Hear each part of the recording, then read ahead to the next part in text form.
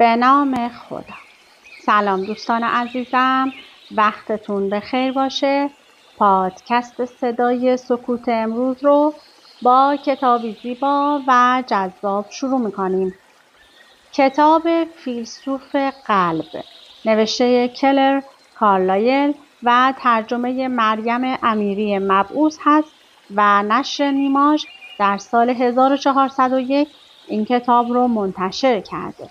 در دسته موضوعی فلسفه مدرن و زندگی نامه هست. لطفاً با من همراه باشید تا این کتاب زیبا رو با همدیگه کشفش کنیم.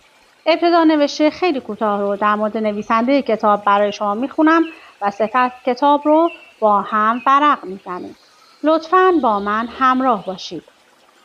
درباره کلر کارلایل فارغ التحصیل رشته فلسفه و فناوری از دانشگاه کینگز لندن است. او همکاری منظمی با مجله ادبی تایمز دارد و ده‌ها مقاله در مورد فلسفه برای نشریه گاردین نوشته است. آخرین کتاب او با نام در مورد عادت در سال 2014 یکی از برترین آثار علمی برگزیده شد.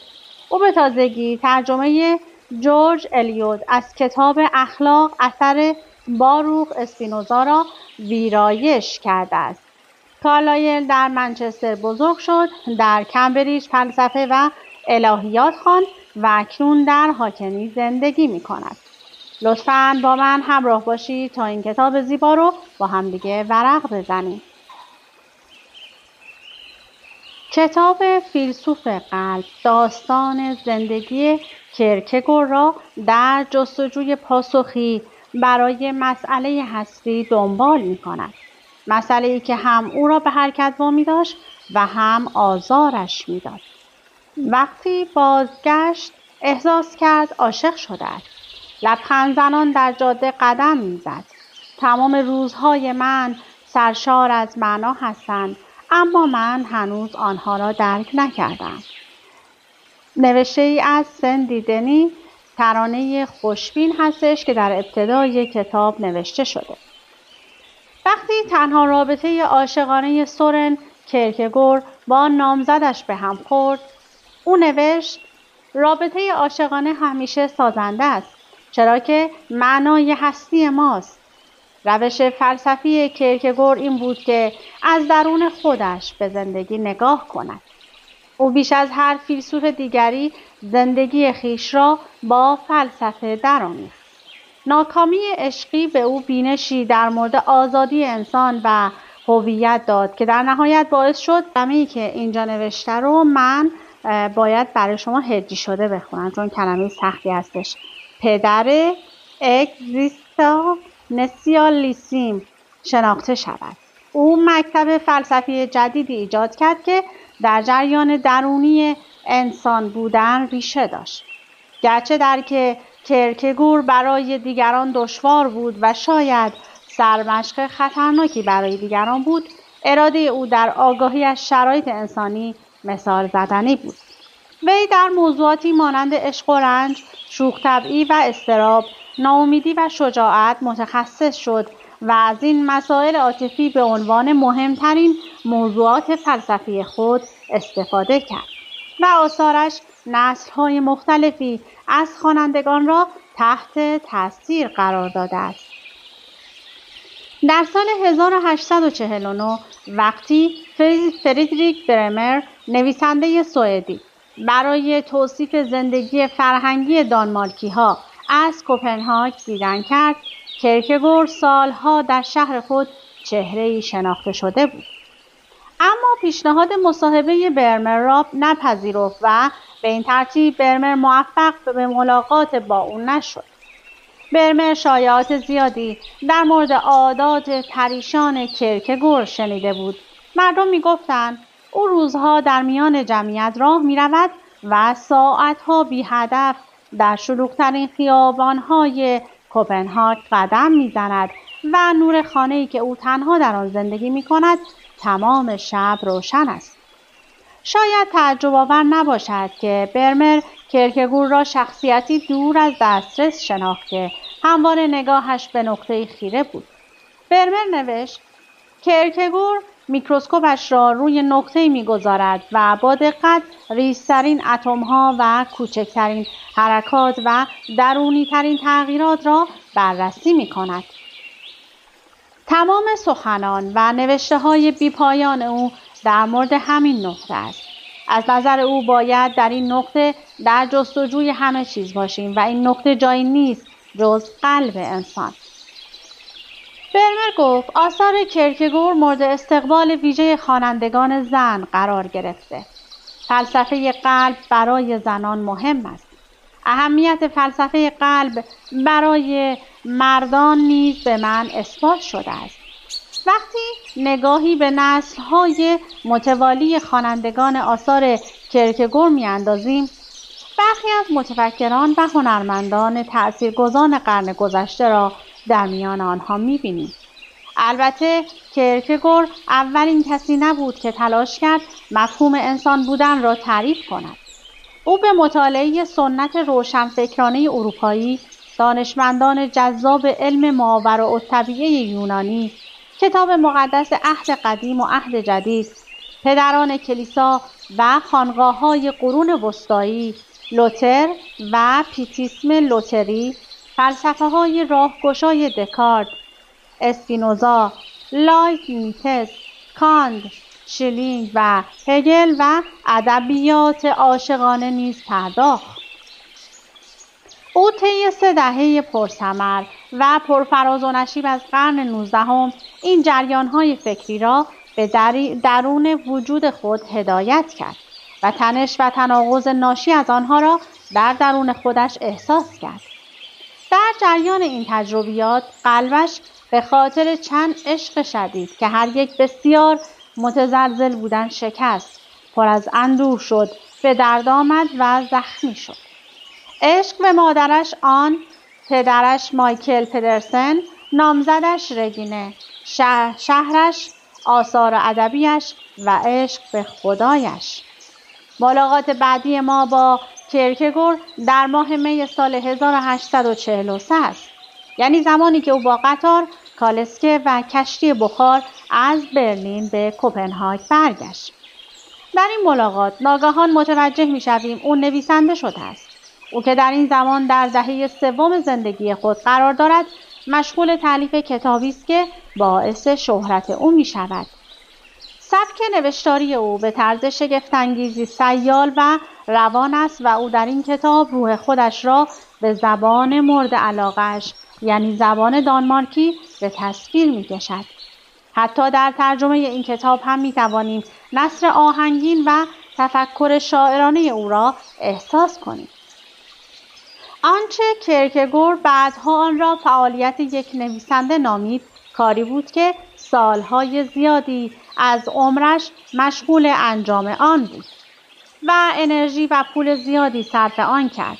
اگر بگوییم او نویسنده بود، فقط به این معنا نیست که توانست با سرعتی خارق‌العاده کتاب‌های خوب زیادی بنویسد و دفترچه‌ها و روزنگارهای زیادی را با نوشتن افکار خود پر کند. نویسندگی به تار و پود وجود کرکگور و پرشورترین عشق او تبدیل شد، چرا که تمام عشق‌های دیگر او مانند جویباری بودند که در نهایت به نویسندگی ختم می‌شدند. این عشق بسیار جذاب و گزیر ناپذیر بود. آغاز نویسندگی برای او که مرد جوانی بود دشوار به نظر می رسید. اما وقتی شروعش کرد دیگر نتوانست آن را رها کند. او سوالات زیادی در مورد نویسندگی و صلاحیت در نویسندگی داشت. همیشه بین لذت نوشتن و عذاب انتشار آثارش گرفتار بود. تحت تاثیر آثار ادبی قرار می گرفت و در شیوه آرایش حروف و صحافی کتاب‌ها ریزبین بود. او هم فیلسوف بود و هم عارف. در تمثیل غار در کتاب جمهور افلاطون، یک انسان منزوی از مردم عادی و جهان متوهم آنها فرار می کند تا به جستجوی حقیقت برود. بعد دوباره باز می گردد تا آنچه یافته با مردم نادان عصر خود در میان بگذارد. رابطه کیرکگور با جهان قرن 19 نیز شبیه همین تمثیل فلسفی بود. کیرکگور هم مانند داستان سفر دشوار ابراهیم در کوه موریا در کتاب مقدس عهد عتیق جنبش‌های مذهبی را درک کرد. اشتیاق عمیق به خدا، تلاش مشتاقانه برای درک رسالت خود و جستجوی یک مسیر معنوی معتبر زندگی درونی او را شکل داد.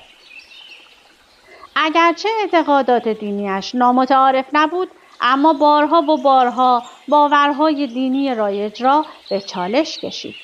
این کتاب داستان زندگی کیرکگور را در جستجوی پاسخی برای مسئله هستی دنبال می کند. مسئله‌ای که هم او را به حرکت وامی دارد و هم آزارش می دهد. او را پس می کشد و به جلو سوق می دهد. چگونه در جهان انسان باشیم؟ او از فلسفه مدرن انتقاد می کرد و اصرار داشت که ما در حین زندگی و در حالی که آینده روشنی پیش رو داریم باید دریابیم چه کسی هستیم و چگونه باید زندگی کنیم. همانطور که در حین حرکت قطار نمیتوانیم از آن پیاده شویم، برای تأمل در معنای زندگی نیز نمیتوانیم از آن فاصله بگیریم. این زندگی نامه زندگی کیرکگور را از فاصله دور و از منظر کسی که از زندگی او آگاه است شرح نمی‌دهد، بلکه در سفرش با او همراه می‌شود و در تردیدهایش به او می‌پیوندد. اولین بار که در مورد برنامه‌ام برای نوشتن این کتاب با سردبیر صحبت کردم، او به من پیشنهاد کرد شرح حال زندگی کیرکگور را از دیدگاه خود او بنویسم. حق با او بود و این پیشنهاد باعث شد من با تردیدها و راهنمایی‌های او این صفحات را بنویسم. اغلب مطمئن نبودم چگونه این کار را انجام دهم، اما با نگاهی به گذشته متوجه می‌شوم این کار به معنای دنبال کردن خطوط مبهم و سیال بین زندگی و یادداشت‌های کیرکگور و اجازه خودنمایی دادن به پرسش‌های فلسفی و معنوی است تا رویدادها، تصمیم‌ها و برخوردهایی که واقعیت‌های زندگی را تشکیل می‌دهند زنده کنند. طرح کلی این کتاب برگرفته از پرسش کیرکگور در مورد چگونگی انسان بودن در جهان است. در ابتدای بخش اول با عنوان سفر بازگشت کیرکگور را حین نوشتن کتاب ترس و لرز ملاقات می‌کنیم، جایی که او پاسخی امیدوار کننده و نسبتاً زیبا به این سوال می‌دهد. در بخش دوم با عنوان درک زندگی با نگاه به گذشته ممکن است او را 5 سال بعد در سال 1848 می‌بینیم که به زندگی و نویسندگیش نگاه می‌کند و به پرسش وجودیش پاسخی متفاوت می‌دهد. کیرکگور همیشه به میرایی خود کاملاً آگاه بود، اما انتظارش از مرگ قریب الوقوع در آن 5 سال تغییر کرد. سال 1843 آخرین فرصت نویسندگی او بود و عجله‌اش برای انتشار کتاب‌هایش او را در شرایط اضطراری قرار داد. اما در سال 1848 مرگ را به عنوان اتفاقی می‌دید که باعث تکمیل نویسندگیش می‌شد. در بخش سوم با عنوان در مخالفت با فیلسوفان جعلی کیرکگور را در نبرد با جهان می‌بینیم، نبردی که فقط با مرگ او پایان می‌یابد.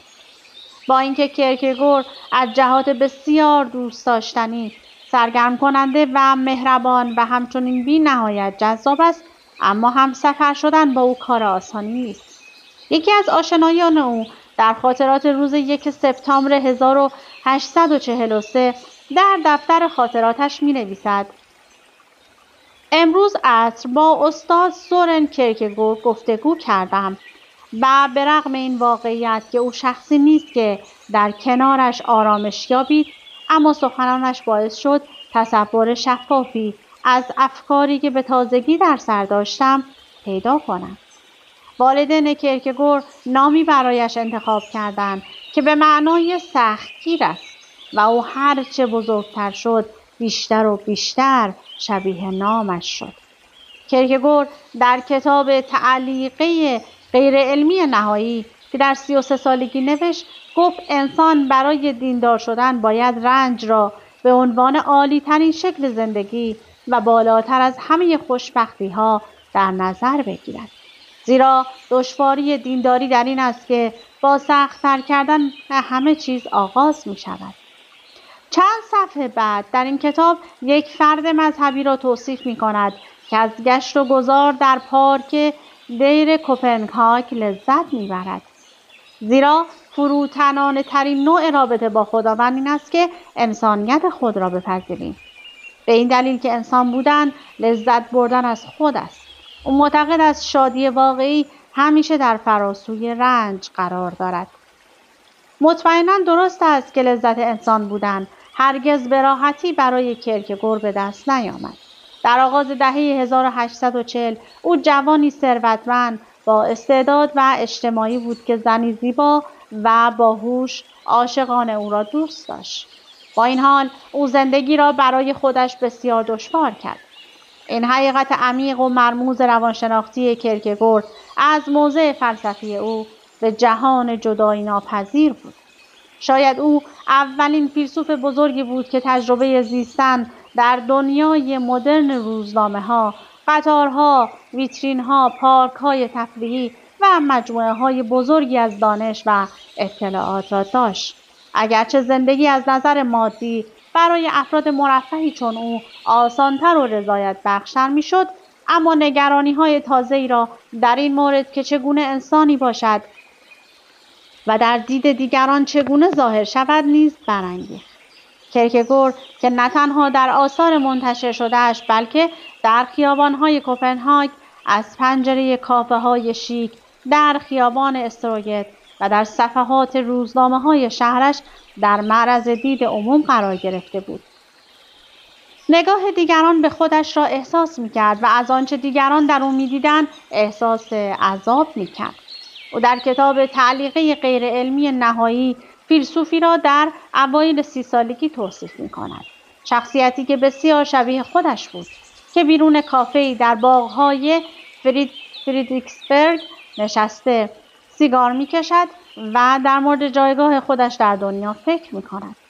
با خودم گفتم تو در حال گذران عمر و پیرمرد شدن هستی بدون اینکه کاری کرده باشی. از طرف دیگر در ادبیات با زندگی به هر طرف نگاه کنی نام و چهره افراد مشهور، ارزشمند و تحسین شده ای را می‌بینی که یا حضور دارند یا دیگران درباره آنها صحبت می‌کنند.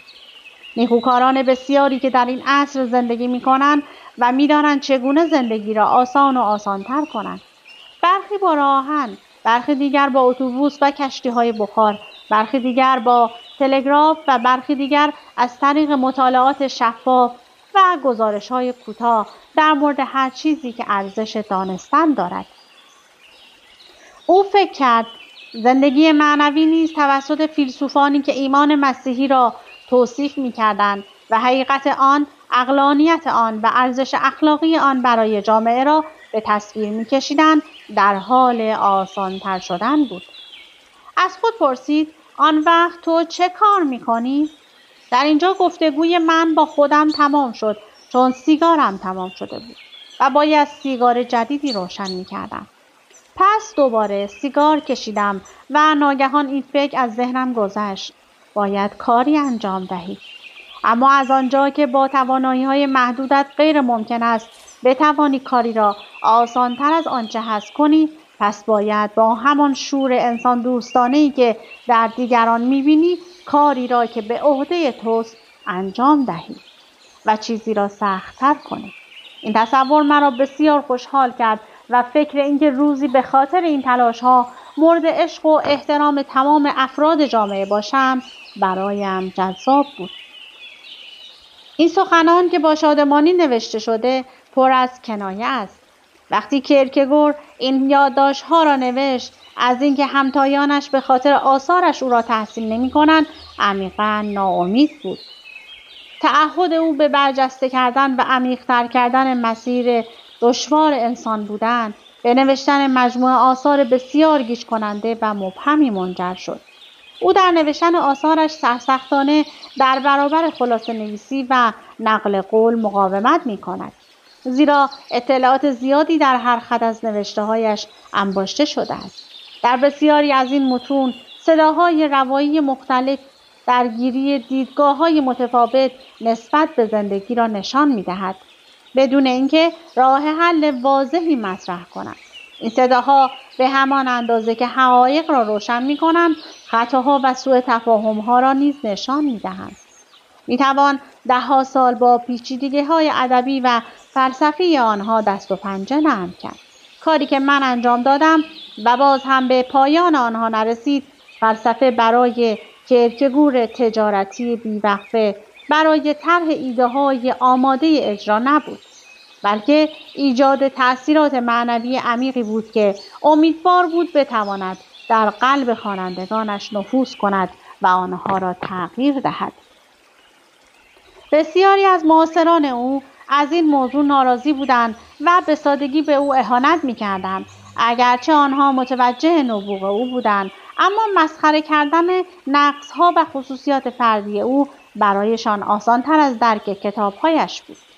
البته امید کیرکگور به شناخته شدن و نگرانی او در مورد وجهه عمومیش ریشه در احساس دیده شدن و مورد قضاوت قرار گرفتن دارد که بخش اصلی تجربه انسان بودن در جهان است. ما به سختی می‌توانیم جلوی قضاوت‌هایمان در مورد دیگران را بگیریم. به محض اینکه با کسی ملاقات می‌کنیم، شروع به سبک و سنگین کردن آنها می‌کنیم و هرچه بیشتر خودشان را به ما نشان می‌دهد، ما نیز قضاوت‌ها و اندازه‌گیری‌های خودمان را بیشتر می‌کنیم. در حالی که از فاصله بسیار نزدیک در حال مطالعه زندگی کیرکگور بودم، گاهی حس می‌کردم از او بیزارم.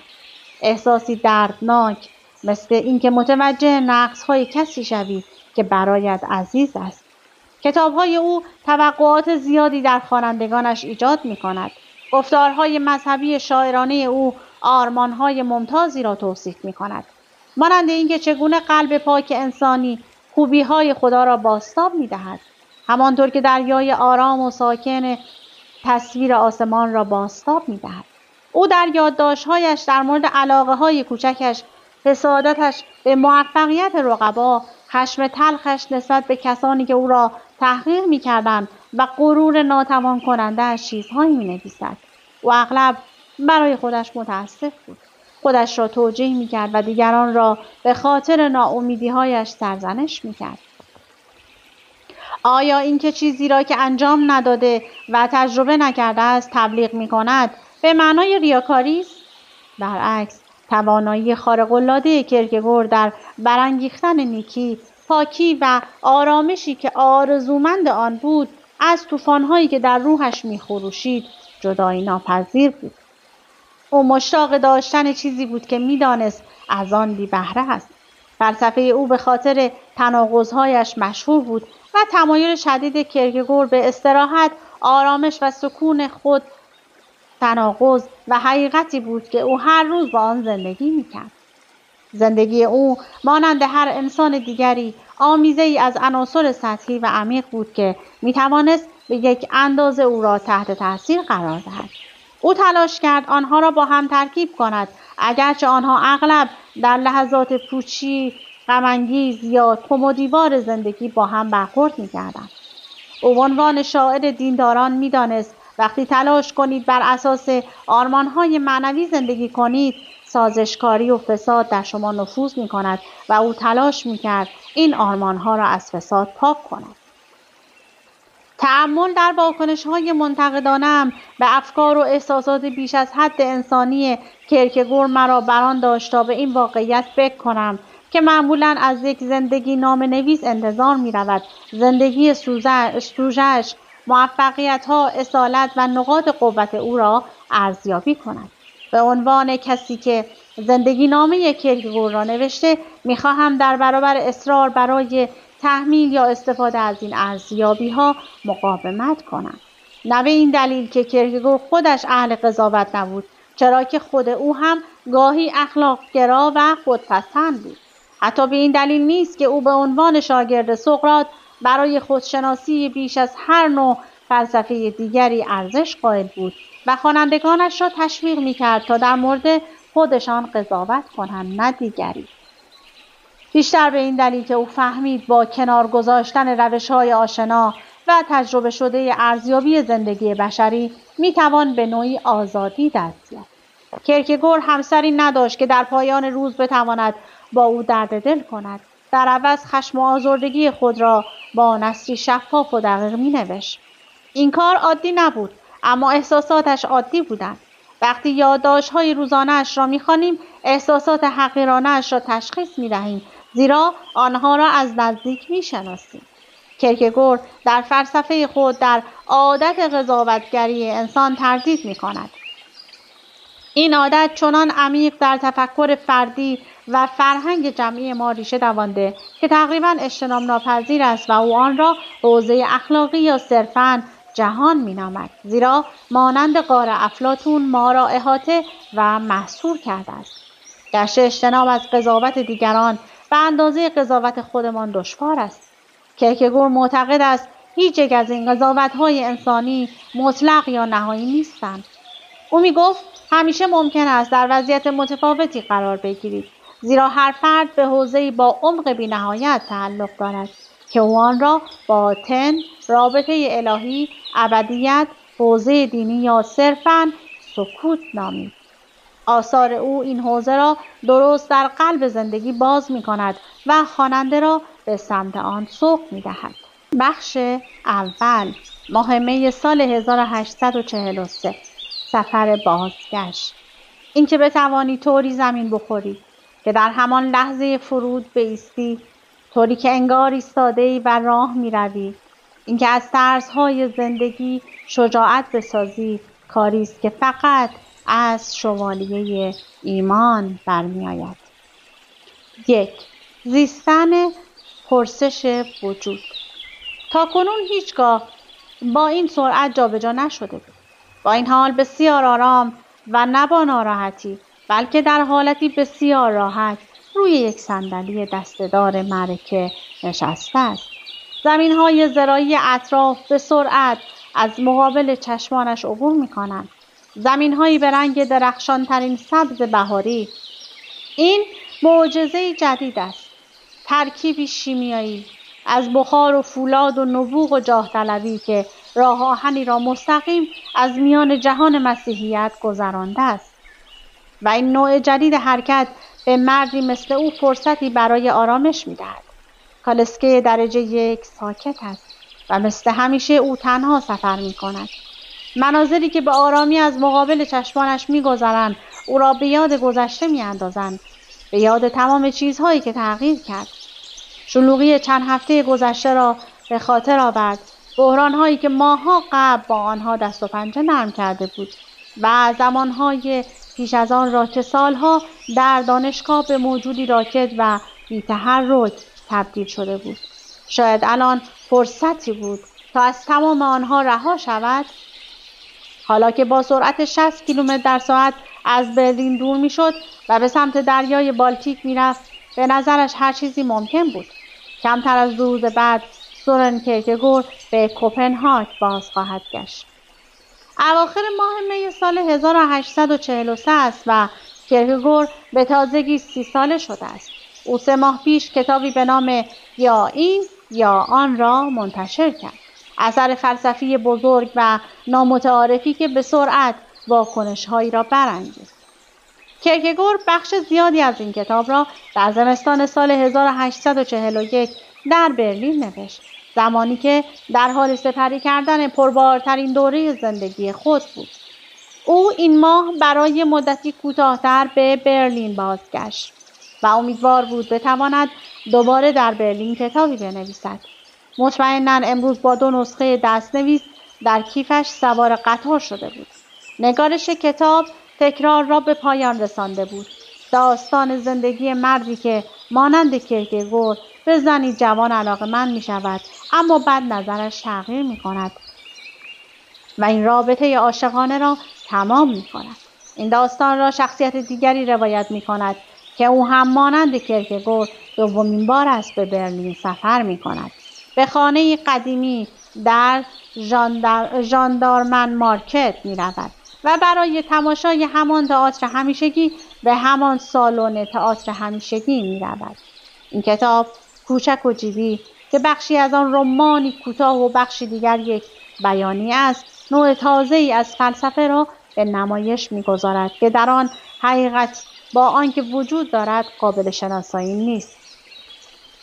نسخه دست‌نویس دیگری که او به همراه دارد کتاب ترس و لرز است که هنوز نگارش آن را به پایان نرسانده است. این کتاب در مورد داستان حضرت ابراهیم و اسحاق است که در فصل 22 کتاب پیدایش روایت شده است. خداوند به ابراهیم دستور می‌دهد تا اسحاق را قربانی کند. به همین دلیل پدر و پسر پس از 3 روز راهپیمایی به کوه موریا می‌رسند. آنجا ابراهیم دستها و پاهای اسحاق را می‌بندد و چاقویش را برای قربانی کردن او بالا می‌برد. اما فرشته‌ای ظاهر می‌شود و به او می‌گوید به جای اسحاق یک قوچ را قربانی کند. ابراهیم و اسحاق 3 روز دیگر راهپیمایی می‌کنند و به خانه باز می‌گردند. ابراهیم پیر در پاسخ همسرش سارا چه خواهد گفتی وقتی از او بپرسد این مدت کجا بودند؟ در فکر ابراهیم چه می‌گذشت ما هرگز نخواهیم فهمید. کتاب مقدس در مورد افکار، احساسات و نیات ابراهیم که فقط در تصورات می‌گنجد چیزی نمی‌گوید. کیرکگور در این کتاب زندگی درونی ابراهیم را با خلاقیت بازسازی می‌کند. برخی بر این باورند که این نوع تفکرات شاعرانه جایی در فلسفه ندارد. اما کیرکگور از سفر به کوه موریا درس‌های فلسفی بزرگی می‌گیرد. او شیفته رمز و رازهای مبهم داستان ابراهیم است. چه بسا کیرکگور از این فکر که زندگی خود او هم پر از همین رمز و رازهای مبهم است لذت می‌برد. رازهایی که شاید روزی دیگران آنها را تصور، تفسیر و بازسازی کنند. کیرکگور میگوید کسی که معمای ابراهیم را توضیح می‌دهد در واقع معمای زندگی من را توصیف می‌کند. اما کدام یک از معاصران من تاکنون این معما را کشف کرده است؟ او امیدوار است با انتشار کتاب ترس و لرز به عنوان نویسنده شناخته شود. کتابش به زبان‌های مختلف ترجمه شود و محققان نسل‌های آینده این کتاب را مطالعه کنند. او درست قبل از اینکه از برلین بازگردد و راهی خانه شود در نامه‌ای به دوست صمیمی‌اش امیل بوسون می‌نویسد تا کنون هیچ وقت اینقدر سخت کار نکرده بودم. صبح‌ها کمی از خانه بیرون می‌روم، بعد باز می‌گردم و تا حدود ساعت 3 بی‌وقفه در اتاقم می‌نشینم.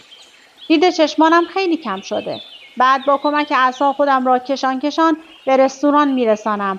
اما آنقدر ضعیف شدم که اگر کسی نامم را بلند صدا بزند زمین می‌خورم و می‌میرم. بعد به خانه برمیگردم و دوباره کارم را شروع می‌کنم. با وجود این وضعیت جسمی در نامه به دوستش میگوید اگر مرا می‌بینی و می‌فهمی که از همیشه خوشحال‌ترم.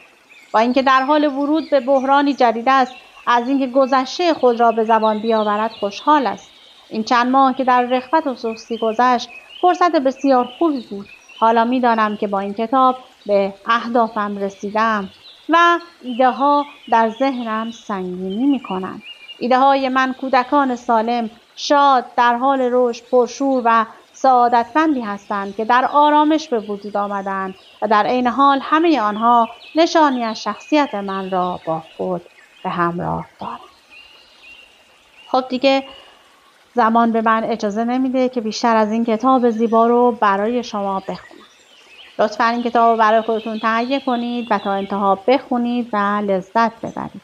از اینکه با من همراه بودید سپاسگزارم.